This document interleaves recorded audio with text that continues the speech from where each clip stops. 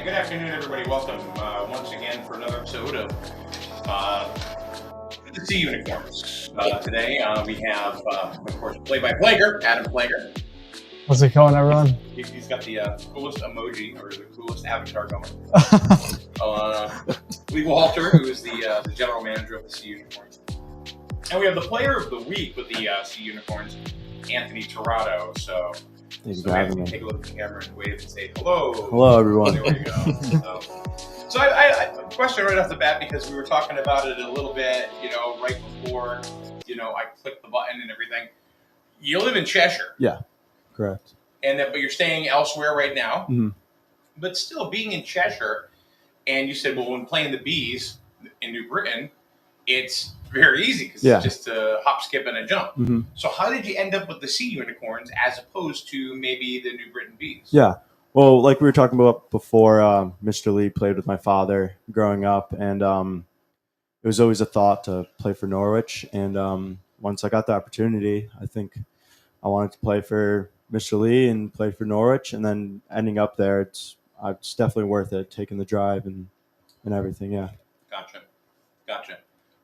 Is your first name Lee or last name Lee? My last name is Walter, but all right. Anthony will not. He refuses to call me Lee, like I've asked. So, and funny story about that, when I was growing up, I had friends in the neighborhood whose parents insisted that they call everybody Mr. and Mrs. whatever it was, and my father refused to be called Mr. Walter as well. So my friends started calling my parents Mr. and Mrs. Lee. So it's kind of funny that Anthony started doing that to me as well. There's a teacher that walks by my house all the time, and he was one of my teachers in middle school.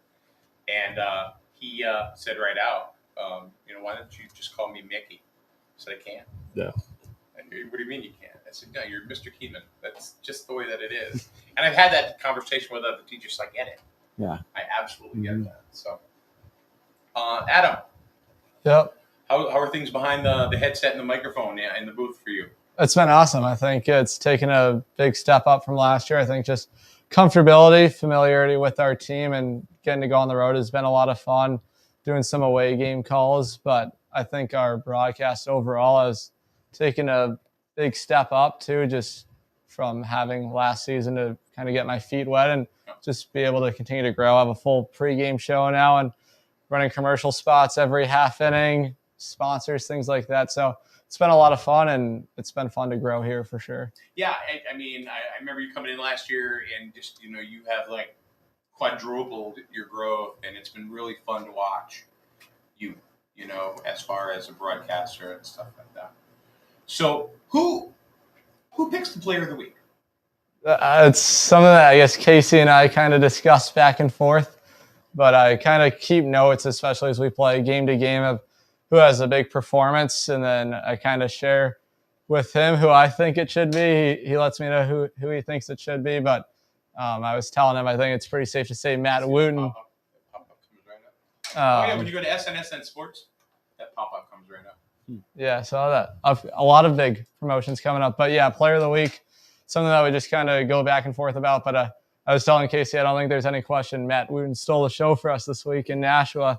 7 shutout innings, 7 strikeouts. I mean, kind of put the team on his back there, make sure we got a big win. So, I mean, every time he takes the baseball, he's been electric for us. I mean, the one bad game, it wasn't even a bad game. It was a little bloop shot down the right field line that cleared the bases. But every time he's taken the baseball for us, he's given us a chance to win. And then Luke Hardman, too, this week. I mean, his last 3 outings, he's got 18 strikeouts, no walks.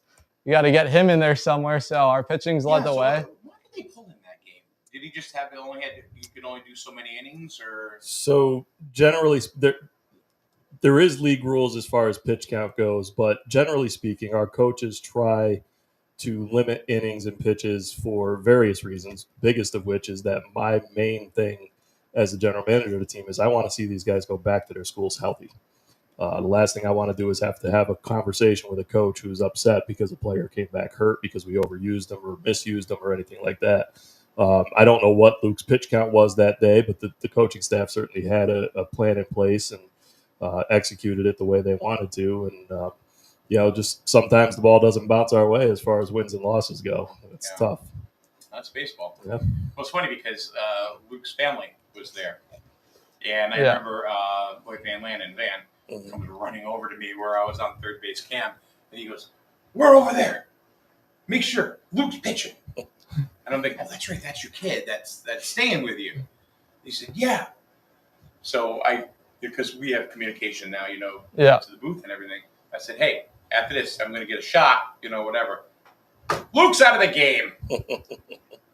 Well, we still got to spotlight him, and it's actually his birthday today. So, How was it? yeah, I guess that was his birthday present for himself. 6 shutout innings. So it was a great performance. it was awesome to watch. Yeah. So let's talk about Mr. Tirado here. So we have we have a graphic up right now up on the screen where it shows player of the week, 2 stolen bases, 2 RBIs, scored 2 runs, and batted .307 for the week. How did you feel last week?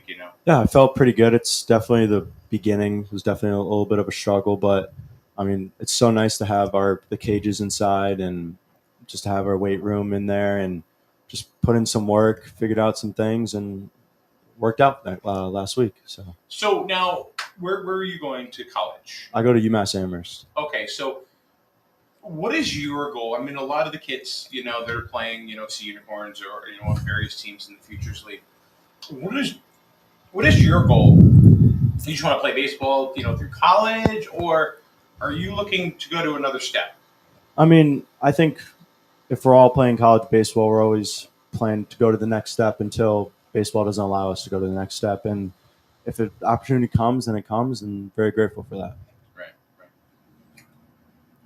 Can you caveat for that on his performance and you knowing him personally? Yeah, years, or? Obviously, as he mentioned, his father and I played with and against each other when we were growing up, probably from about age 9 or 10 all the way through high school. We hadn't seen each other in years. I've told Anthony this is his grandfather, so his father's father was the best coach I had ever played for in my life. He was a coach of the opposite high school I was at, but I played summer ball for him for a few years, and he was just an amazing man. And unfortunately, he had passed away several years ago, and I didn't make it down to the services, so I hadn't had an opportunity to see them at all. And during COVID, we're hosting some tournaments for travel ball because we were the only state in the region allowed to do it. And I start talking to one of the coaches there, a guy by the name of Brian Looney, former major league player, who's running his own travel ball team at the time. And he says something about his assistant coach being from Waterbury and points out, Anthony. And I'm looking at him and I'm like, not really recognizing him, but kind of. And so we get to talking later on, and Anthony's father is nearby. And, so Brian asked, George where he grew up. And he's like, right across from Municipal Stadium. I'm like, Tirado? And all of a sudden, it all just came flooding back, of course. And then getting to watch Anthony play a few times at the stadium that summer during COVID, I was really impressed. And, I knew that when the time came, I was going to talk to our coaches about possibly having Anthony on our team. I don't get involved in the roster very much, but Anthony was one kid that I knew I wanted to get on the team. And so I mentioned it to the coaches when that time came, and it just worked out that UMass was willing to have Anthony come play for us too. And, Anthony's been great for us the last couple of years. I'm sure he'd like to put up better numbers. I'm sure every player would. But, he's got a great swing and he works really hard. And that's all we can really ask for is that kind of a attitude from the guys on the field. So there's another player that I was thinking about just the other day because I believe his brother plays for the Bees, Irizarry. So last year was it Alex Irizarry? Alex is with us, yeah. Is he playing somewhere else now? Is he playing pro ball or? He's still a college eligible player. I'm assuming he's playing summer ball somewhere else, but I haven't been aware of where he might be playing or anything like that. I haven't looked. So we're gonna take a quick break, and when I come back, I want to talk maybe wins and losses a little bit with Anthony and see where in what maybe you feel the reasons are or not. I mean, I know you're not the coach, but we'll see what happens. So right here on SNSN with Unicorns for Lunch. Be back in a minute. Stay tuned.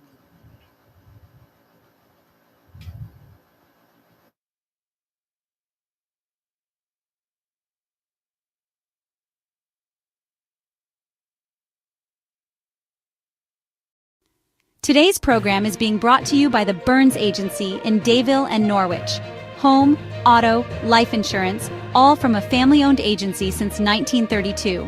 Call 860-774-8549 or find them on the web at burnsagency.com and find out why you'll buy better at Burns. The Burns Agency, a Hub International company. Strain Family Motors on Route 12, Lisbon. Quality used cars like the SNSN Strain Family Motors Mobile that you will see at all SNSN sports events. Oil changes, remote car starters, all available and more in their service department. And if you really want to turn up the excitement, rent a Polaris Slingshot for the day and live it up. All available at Strain Family Motors, Route 12 in Lisbon. Buying, refinancing, or renovating. Your home goals may just be closer and easier than you think with help from your neighbors at Eastern. The lending team at Eastern Connecticut Savings Bank would love to help you understand all the options available to you. And they're happy to help you every step of the way in achieving your dreams because they live where you live. Stop into a branch location or reach out in their easy online mortgage lending center. Get started with Eastern Connecticut Savings Bank at bankeasternct.com. That's bankeasternct.com. Member FDIC, equal. Strain Family Motors has arrived. They're your local auto super center. Put some excitement in your day and rent a Polaris Slingshot from Strain Family Motors, adjacent to the Green Onion Restaurant on River Road. Check out Strain Family Motors Super Center on Facebook as well as strainfamilymotors.com for everything sales, service, and excitement. River Road, Lisbon, Strain Family Motors, your local auto super center. If you're talking, they will hear you. Why are we getting killed like this? Kyle's not here. Got caught drinking beer in the park a couple of nights ago. Really? Yeah, 0 tolerance. He's out for the season.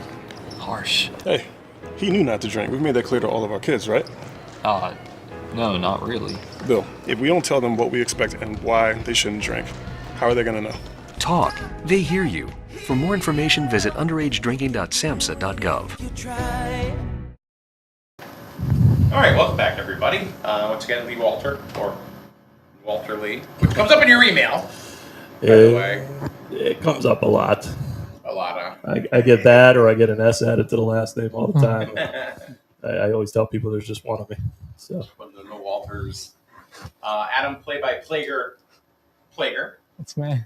And Anthony Tirado, the Sea Unicorns Player of the Week. So, Anthony, it's been a little bit of a rough road in the last couple of weeks. Mhm. I've noticed, through Adam, and that a lot of the guys are changing up their walk-up songs. One kid cut his hair. Yeah. Just to kind of switch up the mojo or Exactly. whatever. Is any of this working? How do you feel about all these pseudo changes? Yeah, I mean, definitely we have our little things that help us, and sometimes if stuff isn't working our way, we'll change it up to see, like you said, change up the mojo. It's definitely, I think all of us definitely don't want the record that we have, but it's just baseball. It happens, and big week coming up for us, and we just gotta figure out some stuff. And I mean, it'll happen. We have a long season for a reason, and stuff will hopefully start switching up and everything. Yeah. So one of the things, and Adam, I'd like you to talk about this, is that, and I learned this last year, and Lee, I'm sure you of course you could speak to this, but when you start the season with a certain roster in college ball in the Futures League, it changes, and sometimes drastically. Could be a totally different team by the end of the year. So you want to talk about that dynamic a little bit? Yeah, well, I remember before the season started working on the media guide, I was creating the all-time roster, and I think the average was 55 players on the roster from opening day to the end of the season, the last out of the season. So, yeah, I think it's two completely different teams from day one till the end of the season. Guys are on inning limits or whatever their college teams ask of their players and what they give them for their summer program. So, yeah, certainly a lot of change with that.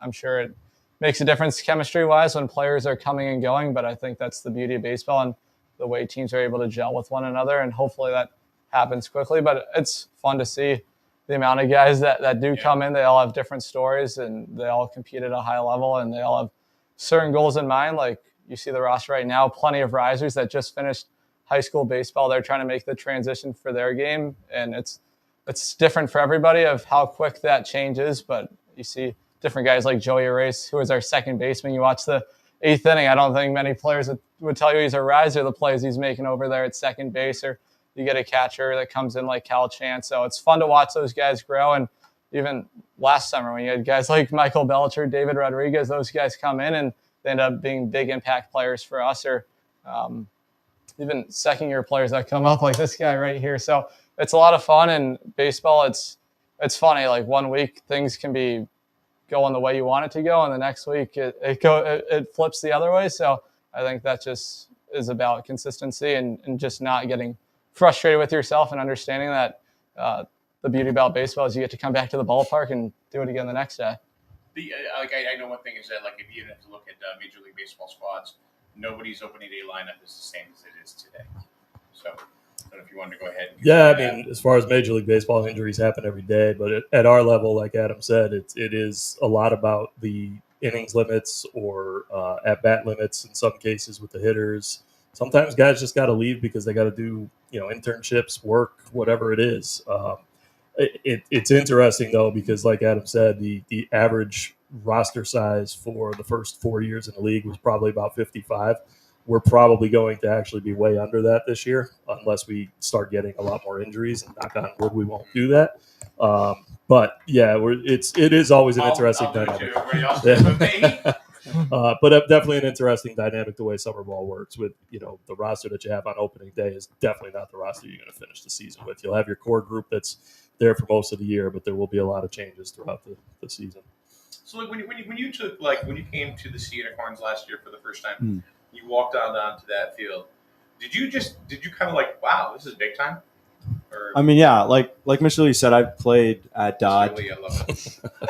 I can never call him. We're gonna break him up that way. I understand. That's why I told my story.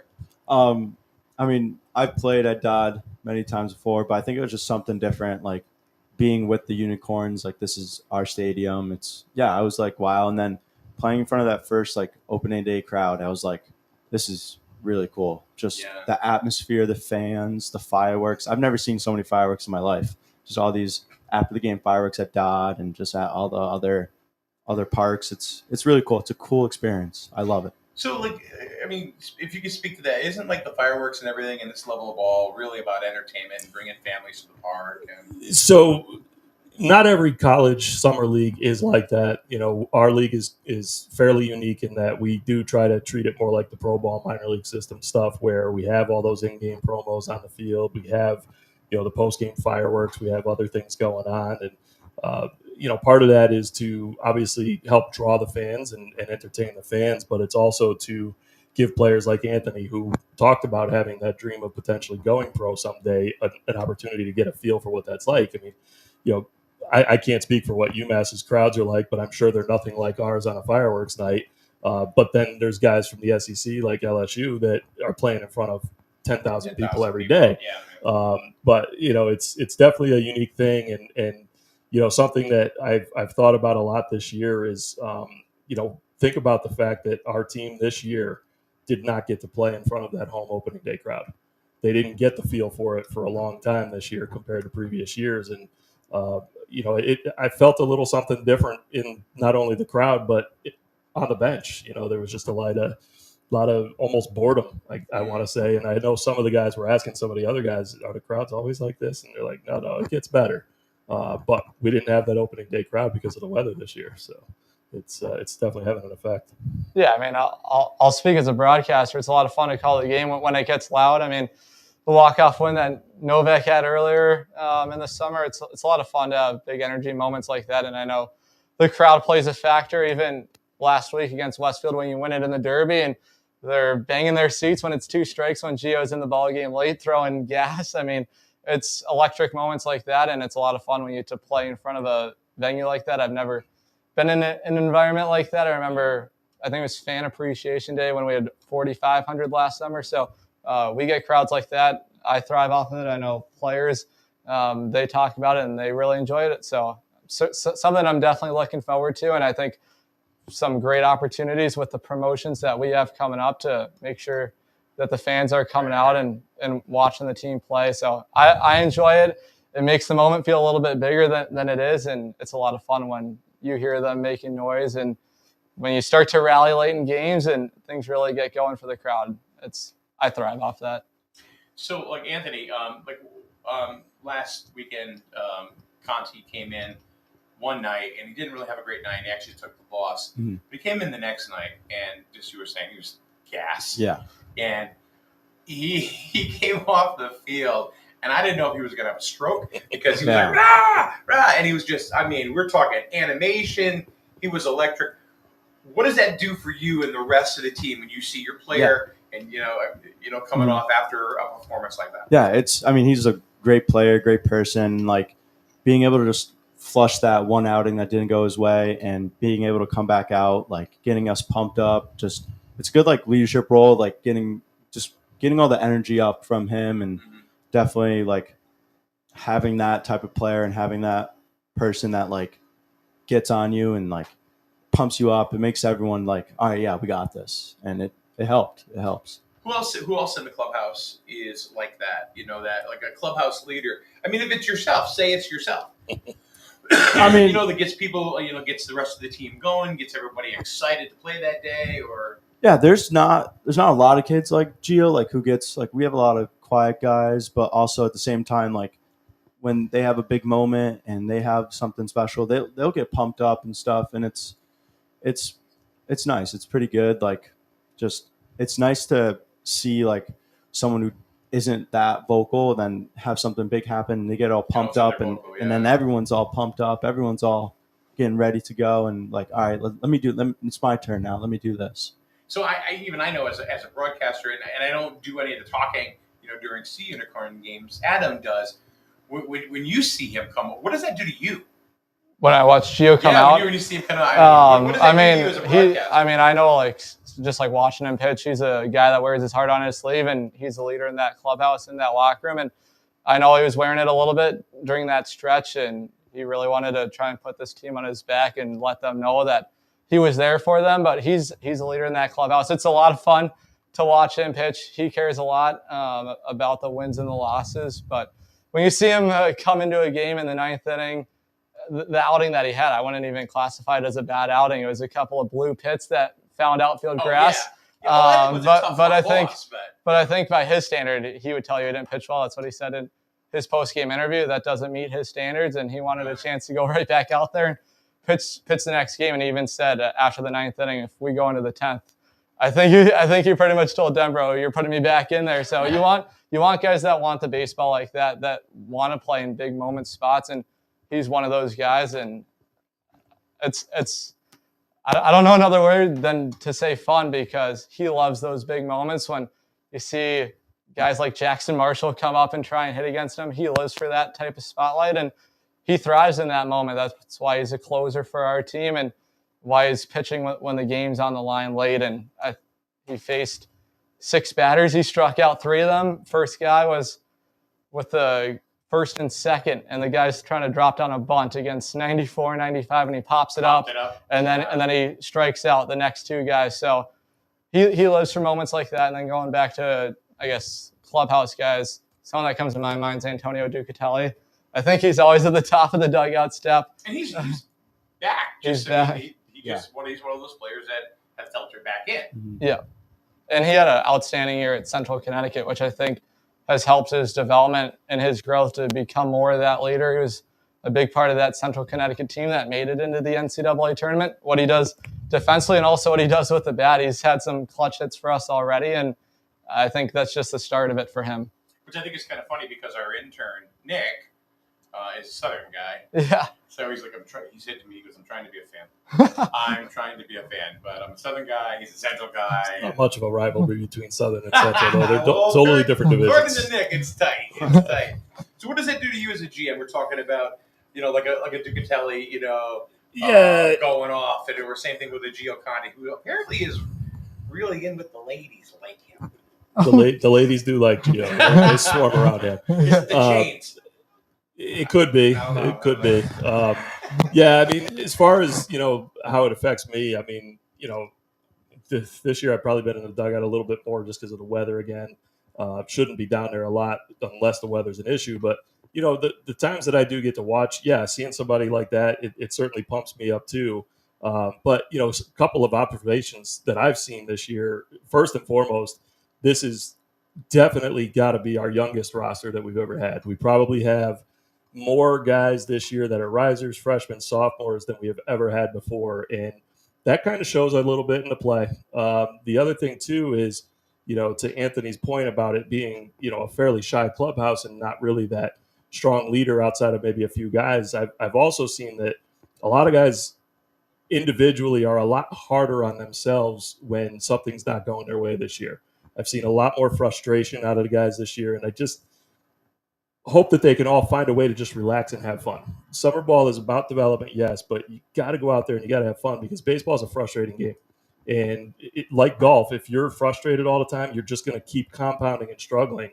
And you really have to make sure that you can find a way to just forget about it, like Gio did. Forgot about that tough outing against New Britain, came back the next night against Westfield and helped us win that game. Right. Do you want to talk about the game in Worcester? Sure. Let's talk about frustration for a minute. I think for one, I don't know if we need to publicize any of that, but two, it's about the guys get frustrated at times. Yeah, for right? sure. It's frustrating. You want to be winning games, and it was a game in which we had a 5-1 lead, and you want to find a way to close those games out. But I think for one, it's a good learning experience of those are games that we know that we can win as a whole, and I think maybe losing a game like that, it kind of shows what it does take to win at this level. It's not an easy league to win in, and I think that shows. There's some really deep rosters. The Bravehearts have a very deep roster, so does Vermont. I enjoy getting to play against those teams, even though I'm calling the game. But you see, some of the top-end talent in this league, and it's not easy to close out games against some of those players. They have a deep lineup, and I think that raises the compete level in this league where obviously there's a high work ethic. Yeah, you're there to develop, but you also, at the end of the day, you want to win. Winning is fun, maybe some of the tough losses, some of the bumps in the road are good for a young team that we have. You can learn really early in the season, and just thinking about it, you see plenty of risers. Getting a taste of collegiate baseball like this where the fans are on you, you might not always get that at the college level. And to understand how to perform in some of those moments and talking with a lot of guys, it's about learning how to slow the game down. It can speed up on you in a hurry, and when the game speeds up, it's hard to simplify the game and make plays. So I think it's a good lesson to learn in the month of June, and when you head into July, you understand what it does take. 7th inning, 8th inning, when the crowd gets a little bit louder and the moment feels a little bit louder, it's not like the first and second inning. Outs become a lot harder to get. That's why you have late inning leverage guys, and maybe a ground ball in the hole at second or a ground ball to short feels a lot quicker because the guy's running a little bit harder up the first base line. They don't want to run into an out. So it's fun to see the compete level kind of change and really grow. And I feel like a lot of the games at home this year have been 1-run, 2-run games late into the game. And unfortunately, we haven't been able to put some of those games away. But it's good to be in moments like that where the moment's a little bit tighter and you have to find a way within your approach to have some success and clear the mind out too.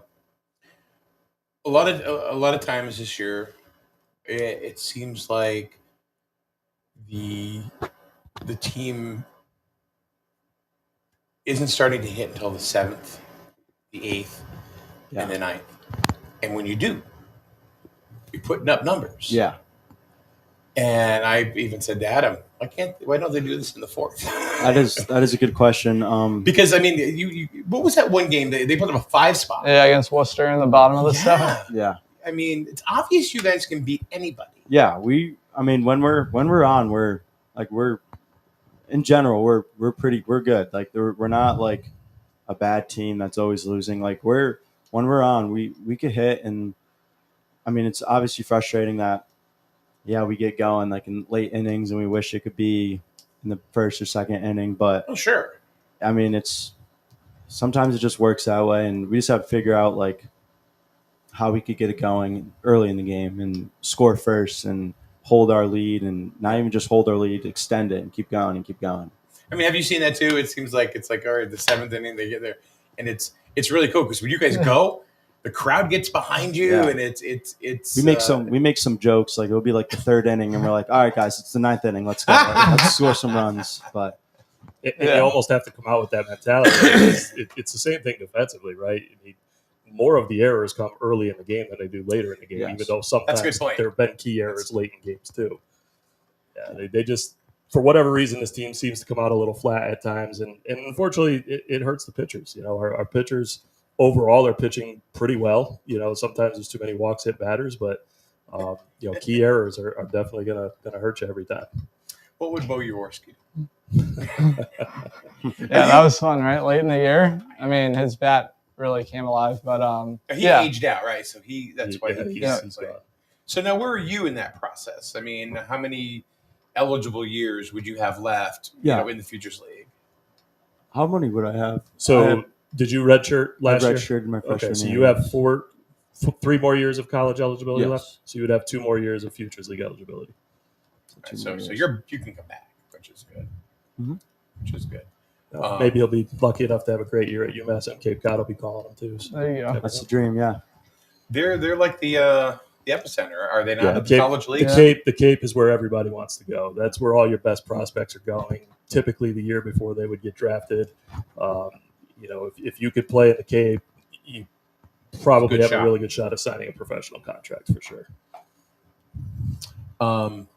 What other leagues are like the NECBL? Yeah, so the NECBL is another league based in New England. It's been around about twice the amount of time that the Futures League has. Due to that, they've built a lot of strong relationships with higher-end D1 schools. You'll get a lot of guys coming from the West Coast, from down south, but those guys are guys that didn't really play a lot in the spring for those schools. It's not like they're the best of the best coming to that league. And so talent level-wise, I mean, our guys are every bit as good as what's going on in the NECBL, but for whatever reason, there's this thing where people say, oh, the NECBL is so much better than Futures League. Futures League joke. Oh, Futures League is not a joke. Futures League is a very real league, and you can see it. I mean, you got guys like Anthony out there who could easily play in the NECBL if he wanted to, and is with us. And our league definitely competes well. And so for anybody that feels the NECBL is so much better than the Futures League, I got to tell you, you're wrong. So how do you tell people this? Well, if people ask me directly, Yeah. Otherwise, I'm not having too many of those conversations. Yeah. But it's out there. The chatter is out there. Our league is definitely considered by many to be not as good of a league, but that's very much false. We are a very good league, very competitive league, and all of our franchises are very strong. And even the teams that are currently not in playoff position right now could very easily make a run in the second half, get into the playoffs, and win the league. I mean, That's kind of where I was going earlier with the rosters kind of flipping. I mean, who knows? You may get an infusion, of some players that help the team greatly, and where Nashua or Worcester, some of their kids are, may fall off, and could you happen. just don't know. No, you don't. Could That's happen to baseball. anybody. You just don't know. And honestly, I think the players that we have are very capable of winning this league. It's just a matter of putting it all together, and we've struggled to do that so far. And, but we've still got more than half of our season left, so there's no reason that we can't turn it around and go on one of those long winning streaks that Worcester's been having, and move ourselves up into playoff position and get hot at the right time and still win this thing. So again, we have Anthony Tirado here in the studio. He is the player of the week with the Unicorns.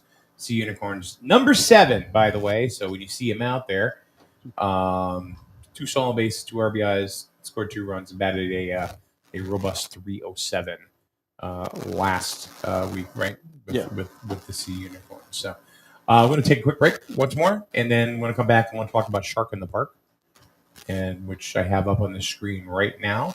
But we'll come back to that in just a minute as we continue with Sea Unicorns for lunch right here on SNSN Sports. You buy better. Better with Burns. Much better. So much better with Burns. The right insurance at the right price. You buy better with Burns. You buy better at Burns. You buy better. The more things things change, the more they stay the same. The insurance industry is changing every day, from rates to coverages, what qualifies and what doesn't. What always stays the same, though? The Burns Agency's commitment to quality local customer service at unbeatable prices. Call, email, or visit us at byrnesagency.com. Or, like always, stop by our convenient locations in Norwich and Dayville. The Burns Agency, proudly serving Eastern Connecticut since 1932. Better at Burns. Much better. So much better at Burns. The right insurance at the right price. You buy better at Burns. You buy better at Burns. You buy better. Is it safe to visit the dentist?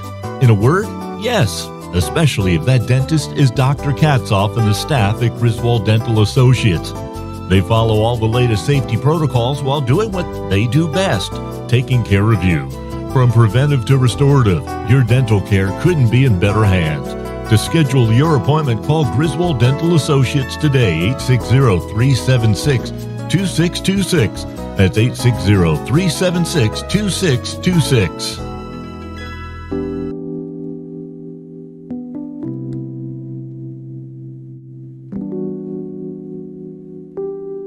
Comes the 2-0 home. It's a fly ball down the right field line.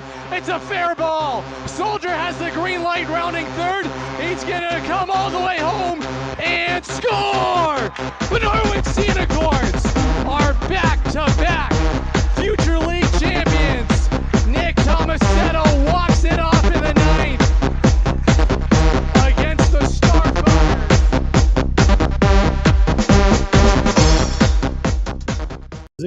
Transfer. So we just watched that little blurb there. You know, what about Nick Tomasetto? Where'd he go? Yeah, That's a good apparently. question. I have no Yeah, he idea. just transferred to Seton Hall. So I guess him and AJ Solder, how fitting is that? They're going to be teammates now in AJ's college. going to UConn. Oh, is AJ now He transferred transferred to again. UConn? He's going Wow. to UConn. There's no homes anymore. What do you think?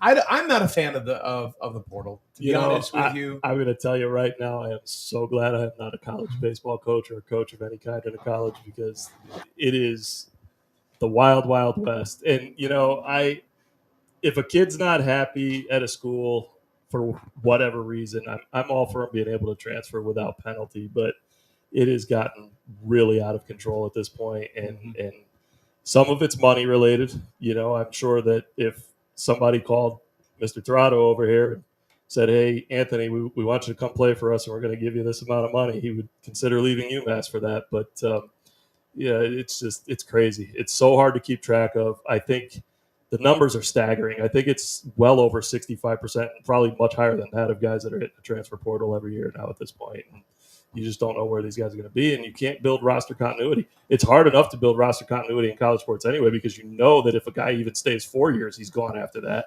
At least in the pro levels, if you got guys under team control for 6-8 years, you can build some team continuity. But right. There is just no continuity anymore in college sports. Players they're not even arbitration eligible for 10 years before they come up. So I'm not a big fan of the portal at all, where kids can just come and go as they please. Do I think they should get paid something? Yeah, I do, and I'll tell you why. Because I think they've been making millions and millions and millions of dollars for. Let's look at UConn, for example, just the men and the women's basketball program. Yeah. All right, I mean, Oriema's not hurting. He's a millionaire many times over, and why? And because him, or because of his players, Paige Beckers, and other, Rosati, and all these other players around him. But can they refine the portal where you can jump at once, but then you're done? Well, they're gonna have to make some adjustments, both with the money and with the portal. But the one thing that I will counter, it's all willy-nilly right now. It is, but the one thing I'll counter you on the portal thing with is Anthony chose UMass probably in part because of the coaches. These coaches have contracts, but they're not tied to staying there. Mm-hmm. So if his coach left, why shouldn't Anthony have the ability to see what the next coach is like, or choose another coach that he might like? So, when these coaches leave these schools, and they can be established there. They can be there 20 years with another 20 years on their contract and up and leave the next day. So to that end, I think that the players should have a little bit of an option too. but they're going to have to make some changes to the way the whole thing is working right now, because they went from one extreme of kids are tied there for too long unless they transfer and get penalized for a year by sitting out and making no money, to now it's you can do whatever you want. And so they got to find some middle ground there on that, in my opinion. Yeah, I agree. I agree. Right, the way it sits right now, I'm not a fan. What about you? I mean, how do you feel? You're right in the middle of it. Yeah. We're seeing Conti, transferring from UConn to Siena. Yeah. For one. So, like, how do you feel about the transfer portal? I like it for some reasons. Like, if, like, Gio, for example, like, he didn't play or didn't have a lot of innings or maybe not at all.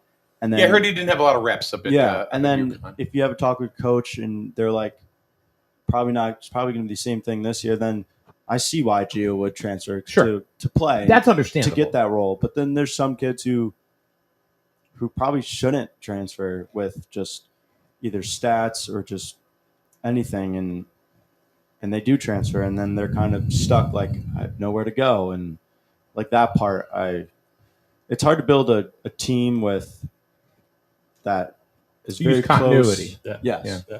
And it's just like sometimes you lose a player that you wish you didn't lose, and it's frustrating. There's some players that, like, UMass is lost, and it's like it's frustrating. Like, it's probably not. Right. Like, you probably should have stayed, but I mean, do your thing. We're gonna add better players. So UMass in general. We're going pretty heavy in the portal with some, especially pitching wise. Yeah. So I mean, there were some kids like that had a lot of commercials during the NCAA tournament. You know what I mean? So that NIL program is really taken into effect. Again, I honestly, how many college kids come out of college, and maybe this is you, maybe it's not, and all of a sudden you got a lot of college loan debt. Yeah. I mean, I know a lot of these NIL guys, are probably getting full rides, but I'm sure there are other kids that are making something. Do you think it would be appropriate that some of that money goes towards their college tuition? I think it would be appropriate personally. And speaking for baseball in particular, keep them out of debt. For years, baseball didn't have a lot of full scholarships for the players because they only had about 11.5 to 13.5 scholarships to share amongst the entire team. So coaches trying to divvy up scholarship money and hoping guys are getting academic scholarships on top of it to help pay for school. And in a lot of cases, these guys are still paying a lot. So for those in baseball, at least, that can, get some NIL money that maybe helps pay for their tuition, or, at least gives them some money to spend, or whatever it is. I'm definitely all for that. But, some of this is, from what I'm hearing, at least without being on the inside, getting a little out of hand, because guys are essentially being paid just to show up, and you got to do some work for it. I mean, Adam, how do you feel about the transfer portal, and name, image, likeness? Some people call it next in lines. I mean, I love the name and image likeness. I mean, why not? I mean, you want to, present yourself as, I guess, athletes. They have play-by-play guys in the in the transfer portal now too. So. I'm not in that, but no, I think at the end of the day, like, the athlete should be able to choose to a certain extent, like, where they play and where they call home. Where it's their home for 4 years. So, you want to make sure that you enjoy where you are and have the opportunity that you need. You guys shouldn't be able to go 2 to 3 times. I don't know. I feel like personally, like, if I'm a student, I don't know how I would get through school. I'm sure that they would help me out if I'm that kind of athlete, but still, I don't know. I'm a creature of habit, and I like having a routine and being able to do the same thing. And I don't know, as far as the transfer portal, I consider it's like free agency at this point. And once it opens up, you got your window. And free agency isn't this crazy. Yeah, that's true. No, it's not. It's not to that extent. But I'm all about NIL, because if teams are able to make profit off their athlete, why they should be able to make some for themselves. They like, you look at college football, like the SEC, those guys are professional athletes. They're treated as such. They are royalty to those schools, and they do make a lot of money off them. So I think it is only fair that they do get something in return. Most of those guys get a chance to go play professional, but there's no guarantee for that. So while they are in the limelight, they should be able to get some earnings back on what they are doing for their schools. So there's one thing, like there's one basketball player that I have a lot of respect for, and that's Ray Allen. Is that he, after his third year at UConn, got drafted, and of course, he went and became he's the all-time 3-point leader, is he not? He was. Steph Curry passed on Steph him. Curry, well, Yeah. but he actually went back to school. Yes. So like we are sitting in the audience of Melissa's daughter is graduating with a degree in psychology at UConn, and all of a sudden we hear Raymond. I forget his middle name. I think Ray is actually his middle name. I think his name is Walter Ray Allen. No, they called him Ray. Did they? They did. So anyway, all of a sudden he's like, you see all the paparazzi everywhere. We thought it was his son. No, it was not. He went back and finished his degree 2 years ago. Wow. And he finished his psych degree. So I got to give the guy props for that. Does he need it? No. But there's been a lot of people that have done that. And, when I see that, I obviously get very excited for it because it's respect. Props to those guys for being able to leave early, go pro, have great careers, but to still feel the desire and want to, because it wasn't a need, like you said, but desire and want to go back and finish and at least be able to tell their family, hey, I got this degree. Yeah. And so, I was like you. I have a lot of respect for Ray Allen. He was always one of my favorite players coming out of UConn, if not my favorite. So I was very happy to see that he went back. Yeah, we were there, and it was like we didn't even know what we were seeing at first. So, all right, let's talk about Shark in the Park. That is coming up on July 5th. Lee, why don't you give us an idea of what that's all about? I saw one thing. I think it's going to be a long night. It is going to be a very long night with a game the next day, early in the day. But, yeah, we when we were doing our promotional planning for the season coming up, we, last year we celebrated the 30th season of Dodd Stadium. So we had gone and had every game of the season was a different year of the stadium's history. And we talked about a lot of world events. And so we obviously, as we're going back in time about, okay, what happened 20 years ago, 30 years ago, 40 years ago, we're looking at it. And we're like, well, we just told everybody what happened 20 and 30 years ago. So, we got back to 1985 originally. We found several. 1985 was just a huge year, right, for movies, for music, for everything. It might very well be the turning point in the world at this point. But then, we're looking back further, and 1975 pops up, and it was Jaws that came out in 1975. I remember going to see it. And my mother took me to see that. Yeah, so we thought, how cool would it be? Because Narragansett is one of our sponsors. And obviously, the Narragansett beer was featured in Jaws, Crush It Like Quint.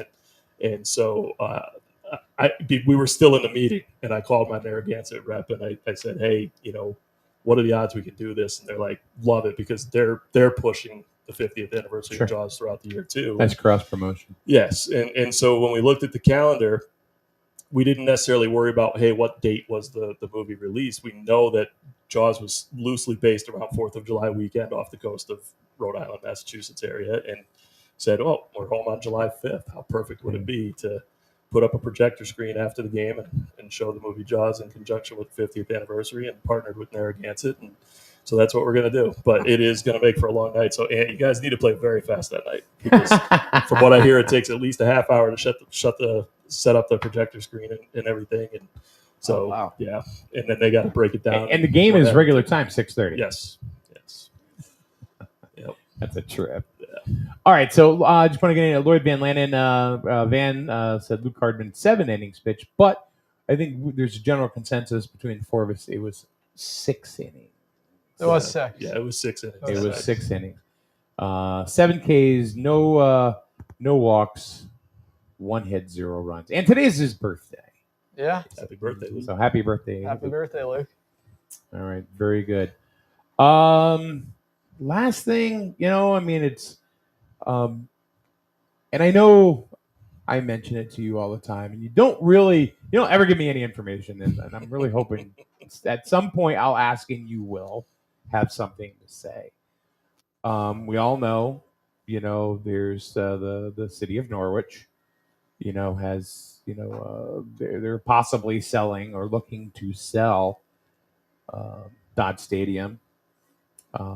maybe something past that? We don't know. Is there anything that you can talk about? The only update I have for you at this point is the city council during the meeting in June when they were going to talk about it again, pushed the resolution back to the second meeting in July for discussion. So still very much up in the air what's going to happen. Other than that, our ownership certainly is committed to Norwich and wants to stay in Norwich if the city will keep us. And they're going to try to reach out again this month and set up some meetings to attempt to discuss a lease negotiation and extension. But there's really not much else to tell. Other than that, there's not much. How does now? How do you feel as a player? I mean, that's and especially with a couple more years of eligibility and everything. So, especially with the Futures League, from what I understand, is expanding again. We're trying to. Yes, we are trying to. So, yeah, I mean, once I heard about it, obviously it's all like unfortunate news, and I mean, losing Dodd and losing that Norwich stadium. it's not done yet. We don't know Exactly, you know, so. exactly. But if it was to, like, all these fans, all these kids, they really look up to us. They probably have no clue who we are, but we're playing baseball, the sport that they love and they want to play, and play college baseball even, or even become a major league player. And these kids they look up to us. They always want autographs. They always want a ball. They really, really look up to us, and they even remember us. I had a father and son come up to me after one of the games, and the son had recognized me from I played at Dunkin' Donuts Park against UConn. And the son and the father were there, and the little kid came up to me after the game and was like, "Did you play at Dunkin' Donuts Park?" And they remember you. If you put on, if you play good, or even if you play a position that they play, they're always going to remember you. Like, oh, that number 7, Anthony Tirado, or anyone. They'll always remember you, and like, I want to play just like him, or I want to be just like him. And it's really something special to have, like, especially you have a young kid remember you and come up to you after. You guys are superstars. Yeah, to these young boys and girls. Exactly. Most of the time, not anymore because I kind of moved up to the concourse, but the third base cam, down in the dugout, and there are kids that over there in the visitors dugout all the time. Yeah, it's wanting to get. And I've never ever seen any of the Futures players, whether it's from UConn, from the Sea Unicorns, or any of the visitors, say, "Nah, get out of here, kid." Yeah, they're always. No, it's my job. tell them they got to try to wait till after the game, because somebody's going to get hurt one of these days with an autograph being signed in the middle of the game, and I'm really trying to avoid that and hope that the kids in the stands understand that. But I love that the kids want to sign autographs, and I just wish they would do it after the games or even pregame, but once the game gets going, to just focus on the game and make sure everybody's staying safe. Last thing, Van wants to know how the City Connect jersey pre-orders coming. I don't have an answer for that. I'll have to check when I get back to the stadium. Anthony, do you have any other words or anything else you want to say to the folks out there? I mean, because we're doing this live now, but what happens is people watch it. Yeah. Save Dodge Stadium. Keep it going, and I'm excited if I have the opportunity to come back next year, I'm excited to come back and do the same thing over. So Thank you so much for having me. No, thank you. Adam? Yeah, no, it's always a lot of fun. I enjoy calling games there. It's plenty of history there, and that's, I think, what I remember most when I step into that ballpark, step into that broadcast booth is the tradition of baseball in Norwich. I know it means a lot to the city, so yeah, I don't take it for granted. It means a lot to me, and it's pretty special to get to call that place home for the last couple of summers. It's been pretty awesome. So I'm going to say something that I think you should have the last word on it. So, being the boss, being the GM, I think you should. So all I'm going to say is that this is my second year, being able, to stream the games from Dodge Stadium. And last year, and I've told this to Mr. Lee, that I have become a fan. I've become a big fan of the Sea Unicorns. It's not just a gig. This is like, let's go to the ballpark, man. Let's go. And I find myself, and I got to shut my mouth sometimes because I'm up there on the third base camera going, come on. And people are around me going, you get into this, don't you? I said, I guess so. So if an almost 60-year-old guy can go into a ballpark and fall in love with a team in a stadium and have nothing to do with what you're doing for a job, That's something to be said, at least for me. And I really wish and hope that others would give it that opportunity. I don't want to hear any bullshit about, I don't like the name Sea Unicorn. Well, that's a bunch of crap. That's nothing. Let's talk yard goats or trash pandas or something like that, because that's kind of stupid too, right? That's what it's about, though. I know. Everyone I've told that I played for the Unicorns, they love the name. I love the name. I think it's genius, to be honest with you. It's pretty cool. The color scheme and everything. So anyway, if I can do it, and I'm uptight, I'm just your normal uptight guy, and I've fallen in love with it. Everybody else can too, really, if I can do it. The final word. Yeah, we still hear a lot about the name. We still hear a lot about not being pro ball. But again, I throw this challenge out all the time. Come out to the ballpark, see what it's about. We've converted people like Mike here. We can convert just about anybody because we still provide the same affordable, fun, family-friendly entertainment that we have always provided going back to our New York Penn League days as the Connecticut Tigers. And we're going to continue to do that for as long as we can. Obviously, hoping to stay at Dodd Stadium if the city and us can work that out. But, in the meantime, right now we've got about 15 more home games, including 3 more fireworks nights, the aforementioned Jaws night. Just come on out to the ballpark, have a great time, cheer on the guys because I know they love that. And, it's not over yet. We still have a chance for that first three-peat in Futures League history. So that's it. All right, guys. Thank you very much. Appreciate Thanks, you guys thank you. coming in and everything. Thank you. See you tomorrow. Have a good day, guys. We'll see. Actually, and for this show, we'll see you next Monday again, right here on SNSN Sports.